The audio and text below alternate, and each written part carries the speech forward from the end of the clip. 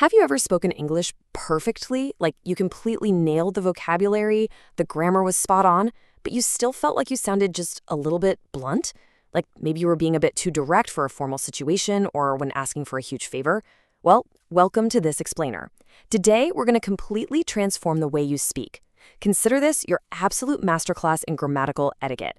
We're focusing on a brilliant little technique that native speakers use all the time, called distancing techniques. Let's get right into it. But hey, before we dive into the actual rules, I want to officially welcome you and establish exactly where we're getting this incredible knowledge from. We are pulling this step-by-step guide straight from American English Academy. They are the absolute experts when it comes to breaking down these tricky linguistic nuances.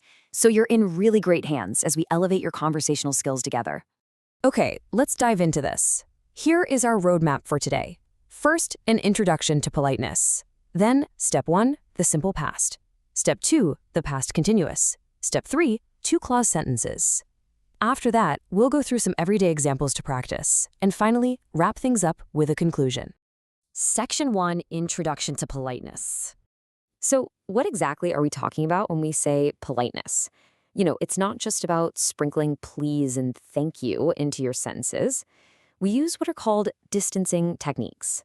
Basically, this means actively changing your verb tenses, like shifting from the present tense to the past tense to make your requests or offers just a little less direct. In English, grammatical distance literally equals social politeness. The further back in time you push that verb, the softer and more polite your sentence actually feels. And here is your 3-step roadmap to getting there. Step 1, switch to the simple past. Step 2, switch to the past continuous. And step 3, master two-clause sentences. I promise you, by mastering just these 3 simple steps, you are going to sound incredibly natural and honestly super sophisticated in literally any formal situation. Section 2, Step 1, the simple past. Now, what's really interesting here is the stark contrast between these 2 offers. Look at the first one. Do you want me to make a dentist appointment for you? That's perfectly fine, right? It's totally polite enough for a family member or a close friend. But check out the even more polite version right below it. Did you want me to make a dentist appointment for you? See that? We swapped do for did. By using the simple past, we create this little cushion of distance that softens the offer, making it feel way more considerate and professional. But here's a quick pro tip. What happens when someone uses this distancing technique on you? It can be a little confusing at first. If someone asks, "Did you want me to make an appointment?" you actually do not answer in the past tense. You just reply naturally using the present continuous, or the future. You'd say something like, "No thanks, I'll do it later." You're basically acknowledging their polite distance, but bringing the reality of the action right back into the present. Moving right along to Section 3, Step 2, the past continuous.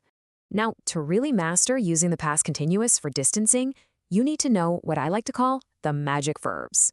Look at these 3. Hope, think, and wonder. Seriously, write these down, because they almost always trigger this specific past continuous rule when you're trying to be extra polite. Let's see how this actually plays out in a real conversation. Take a look at the direct request. Can you help me? Again, not terribly rude, but it does sound a bit blunt, maybe a little demanding if you're talking to a colleague you don't know very well. Now, feel the difference in the distanced version. I was hoping you could help me. By using I was hoping, which is the past continuous of our magic verb hope, we've created this beautiful layer of distance. It makes the listener feel respected, giving them a little bit of breathing room to say no without feeling totally cornered. Section 4, Step 3, two-clause sentences. Okay, let's look at a sentence with 2 parts, or 2 clauses. The polite version is, I was wondering if there is an ATM near here. Notice how the first part uses our distancing trick, but the second part stays right in the present, there is. Now look closely at the even more polite version. I was wondering if there was an ATM near here. Boom! We shifted that second clause into the past tense too. It acts exactly like an indirect question. It's honestly fascinating grammatically, and it is the absolutely most polite option possible. Section 5, Everyday Examples and Practice. All right, here is practice scenario 1. Imagine you're calling a really busy office and you need to schedule an appointment with Miss Bledsoe. I want you to make this request using the magic verb hope. Take a second. Just form the sentence in your head. How would you apply the distancing technique here? And here is the answer. I was hoping to make an appointment with Miss Bledsoe. If you got that right, amazing job. You used the past continuous of hope, which creates that perfect grammatical distance. It shows immense respect for both the receptionists and Miss Bledsoe's time. Let's try practice scenario 2. This one's a bit more delicate. You want to ask a friend to babysit your kids tomorrow. That's a pretty big favor, so politeness is absolutely key here. I want you to use the magic verb, wonder. How do you construct this so your friend doesn't feel pressured?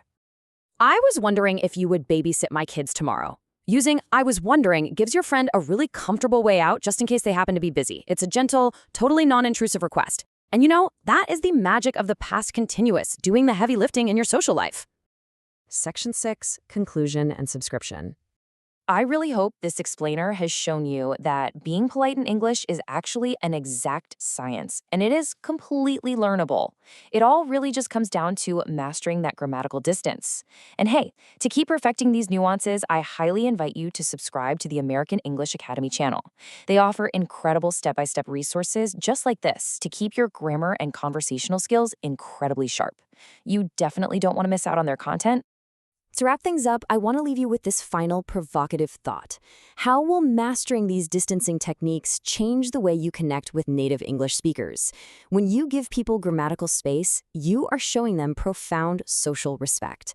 Try using one of these past tense techniques tomorrow and just watch how positively people respond. Thank you so much for learning with me today.